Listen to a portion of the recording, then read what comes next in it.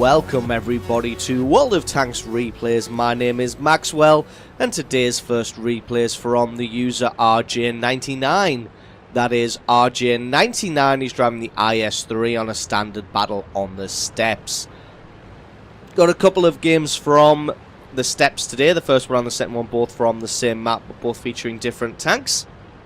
And I do realise that it's been pretty much exactly 2 weeks since I uploaded a World of Tanks replay video for you guys, and I do apologise about that. Hopefully, if everything goes well, I should, fingers crossed, have a vlog out before the end of the week. I'm thinking maybe Friday or Saturday. Might end up slipping to Sunday, but hopefully I should have a vlog video out for you guys before the end of the week, just explaining what's been happening over the last couple of weeks and explaining what's going to be happening going forward. So RJ straight away going to be heading to the left hand flank here. Got quite a large contingent of tanks with him. Should be able to overrun anybody that they find here, fingers crossed, if everybody gets here.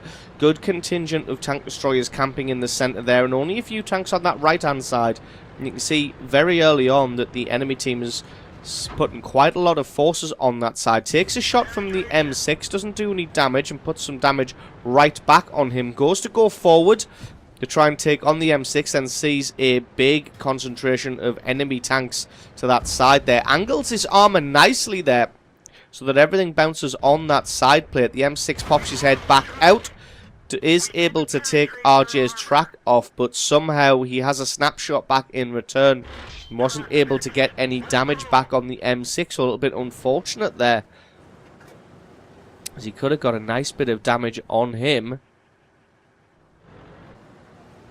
He's going to be focusing down, trying to find a target here. Pokes himself out on the right hand side, sees a lot of tanks, gets a nice hit on the KV2, but they've got to be careful now, as the enemy team has pushed very, very quickly on that right-hand side. They've, in fact, taken out all of the opposition over there. RJ has a nice blind shot to see if he can find anybody to get a little bit damage on them. Rest of the enemy team sort of playing very cautiously on this left-hand side, and you can see why, as they've pushed very, very quickly on that side. Takes a little bit of damage from the KV2, but takes the KV2 out in return. More than a fair trade. This ARL-44 has flanked around the side of the enemy contingent on the left-hand side here. It's a nice shot on that KV3 to take him out, and the rest of the team starts moving up quickly. But like I said, you can see that the enemy team has pushed through on that right-hand side very, very quickly indeed. They've been able to eliminate the entirety of that right-hand side and, in fact, take out the camping tank destroyers as well very, very quickly. Only 3 and a bit minutes into this game, and they've already in on base with an entire flank won. RJ is going to start to drop back with the help of a Tiger P and a KV2. The rest of the allies, the IS-6 and KV-85, going to stay on that left-hand side to try and finish off the Cromwell and the VK. And that's definitely for the best. Don't want to just abandon that left-hand side entirely, or they're going to have to put up with people coming at them from the rear. Has a shot on the move at the KV, doesn't do any damage, doesn't take any in return. Everybody firing at him. He's trying to get to the cap circle, and he's under fire from quite a few tanks, but he's bouncing everybody except that Jagdpanther 2. Unfortunately, gets a critical on the Jagdpanther 2, and he's doing the smart thing here of allowing the KV2 and the Tiger P just to hold off and take the attention of the enemy team while he himself moves in on the cap circle. Lets his reticule close in on the KV-85, but somehow Soviet armor confounds the Soviet gun, and that one doesn't go through. KV-85 having a look around like he doesn't know where the shot came from. RJ going to get into a better position. Nicely hulled down. Let's just go and close in all the way, and there we go. Managed to decap that one. Black Prince coming over the hill on full health. Black Prince guns a little bit lackluster. As long as he keeps himself well angled, he should have the best of this situation. Just going to concentrate on the cap circle X. At least once he's taken out, he's no longer a worry and no longer a threat. And that means he can just concentrate on dueling with the other tanks here. Can he get a shot on the roof of this Black Prince? He can as he comes up a little bit further. Now he's got to be worried that there is a KV-85 here as well, and he couldn't get flanked around behind, although he has got the backup, the IS-6, KV-2 and Tiger P there. Just going to work down this Black Prince first. but the Black Prince's armor is still a little bit trollish, just wiggling his turret to try and make it more difficult for them to be able to do any damage. Bounces both those shots there. Excellent piece of work and excellent armor from the IS-3. Bounces another 2 shots. Black Prince tries to angle himself, but the gun of the IS-3 is more than a match. A Hellcat's looking like he's flanking around behind RJ now. He's going to have to be careful, trying to get another shot, maybe try and take the track out of the Black Prince, thanks to the fact he was going down a hill, more than easily able to put one through the floor of that Black Prince there. He's taking a little bit more damage. He's still squaring off against 2 tanks. Now he's got a third one coming from behind. Luckily that one bounced, gets a nice shot through the KV-85. Hellcat has got the big gun as well, so I'm surprised that one bounced. That one bounced as well. He's got to try and traverse around to get this Hellcat. He might be able to get him. Nope, takes one more hit, but again the Hellcat has bounced 3 shots in a row. Not sure where he was shooting, or looked like he had the top gun unlocked for the Hellcat, but that one still didn't do any damage. Black Prince for some reason firing at the side armor of the KV of the IS-3, and that's never going to go through. RJ's shot does. That's kill number 5. 3,800 points of damage, and there's just a Super Pershing left, squaring off against the KV-85 and the IS-6. IS-6 on very low health. RJ himself on very low health, and the KV-85 not looking too healthy either. If RJ wasn't able to get the rear armor of this Super Pershing, the Super Pershing could have easily cleaned up and taken them all out. Looks like he is still going to push on for the IS-6. RJ's going to have to be careful. IS-6 gets a lovely shot. Could RJ finish him off for the Top Gun medal? He can indeed. That's kill number 6. 4,500 points of damage, and a well-fought battle for the cap circle there, showing off his skills in the IS-3. RJ99 there, dueling against 3 tanks at once, taking them on and coming out on top. So awesome replay from you. Thank you very much for sending that one in. Don't forget to stick around, because as always there is another game coming right up. Let's get this show on the road. Welcome everybody to our second replay, and it's from the user Nether Prime. That is Nether Prime, and he's driving the AMX 50B on a standard battle once again on the steps. AMX 50B being a tier 10 heavy tank for the French. It's the one with that nice auto-loader cannon. Has 4 shots in the chamber. Takes just under 28 seconds to reload. We take a quick look at the stats of it. It's a pretty nice gun. 257 pen and 400 alpha damage. Tank has nice speed and maneuverability as well for a heavy tank. Nether Prime straight away going to be heading over to this left-hand flank. As you saw, people who spawn in the north have a God-given right to this left-hand flank, and Nether Prime going to be staking his claim here right away. He is fast, so he was able to get into an advanced position before anybody else shows up. Finds a 54E1, gets a nice shot on him, takes some damage in return. 54E1 hangs around for some reason. He takes another shot in the face without any in return. Now the Prime sees an E75. E75 can be a difficult nut to crack, so he makes sure he waits, holds his shot until he can get a hit on the rear, sorry, the underbelly of the E75, and he puts that one through for his 3rd damaging shot.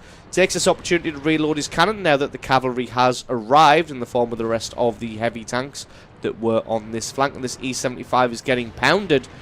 He's come down here for some reason, and this is where the enemy team, or the allied team in this case, is concentrating all of their firepower. That E75 falls now. Not a very good game for him, unfortunately. Nether Prime going to continue climbing the hill and see who he can find to do some damage on. Looks like the Leopard PT is warding off the STB-1 at the moment. Sees the IS-7 in the background there. Gets one good hit. IS-7 hangs around. Second one ricochets thanks to the trollish IS-7 armor. Third one doesn't. Going to go for a 4th shot. Tries to put it through his underbelly, but that one just takes out his track, and that's 2 out of 4 damaging shots. Now he's got to spend another 27 seconds reloading the cannon. He's probably hoping to get some damage on that STB-1, but it looks like he's going to be well dead before his cannon's reloaded. As the rest of the heavy tanks push over the ridge. IS-7 still sat in the background. Cannon's reloaded now. He gets the final shot to take him out for kill number 1. Now he's going to look to the rear as a T-54 has snuck all the way up the centre of the map. Nobody been in a position to do anything about that. So Nether Prime going to use his speed and maneuverability to fall back and try and do something about that. M103 dueling with him at the moment. Nether Prime has more than enough alpha damage in a single clip to be able to take out the T-54 as long as he gets 1 or 2 decent rolls. Target acquired. Going to try and wait till he gets in a little bit closer before taking a shot on this T-54. Still hasn't taken any damage, and he's doing a great job of flanking around the rear of the enemy there. Finally gets hit by that M103. Nether Prime starts to unload on him here. Gets 1 good shot, gets another. Might only need 1 more shot. Nope, needs a 4th to take him out. There we go. That's kill number 2. The T-54 was able to damage his gun, so he's just going to use his repair kit to fix that one up. And he's going to press on to assist the left-hand flank now. Now the right-hand flank is all won, and the allies are pushing in on the base, and the camping tank destroyers there.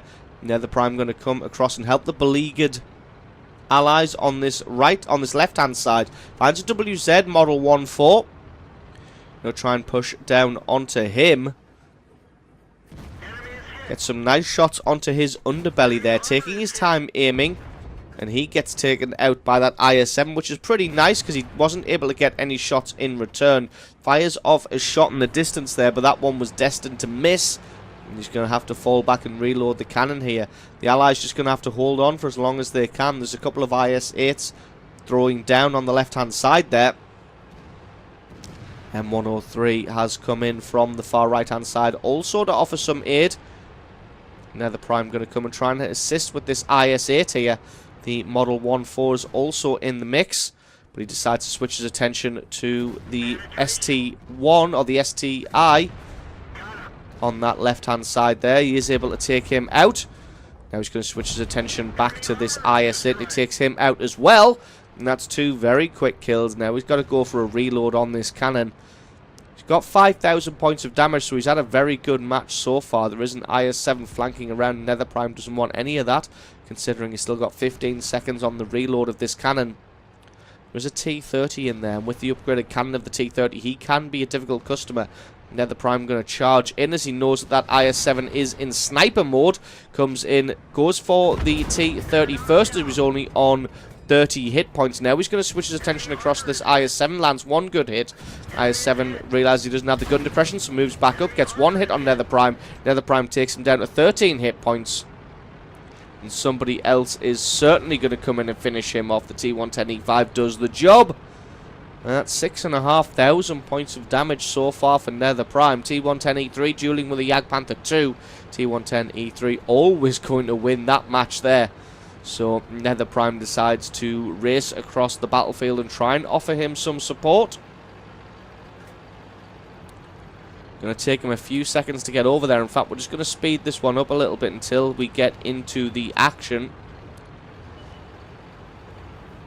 So I do just want to call out props for charging down that IS-7 when he knew that he was in sniper mode. Oh, manages to catch the rear of the E3 here, and this is going to be all she wrote. That's GG in the victory. Well-deserved Top Gun medal right at the end there, and 7,000 points of damage. So awesome replay there from Nether Prime. Thank you very much for sending that game in. Don't forget, guys, if you've got yourself a great replay, please send that into replay@screenreality.com. The link for that is in the description. Just attach the replay file itself or the link to the What Replay website to the email, and I can check that one out for you. And don't forget, if you enjoyed this video, you found it useful, informative, you enjoyed it, or you just learned something, think about hitting that subscribe button, because there's a lot more World of Tanks content on this channel. I've been Maxwell, this has been World of Tanks Replays, and I'll catch you guys next time.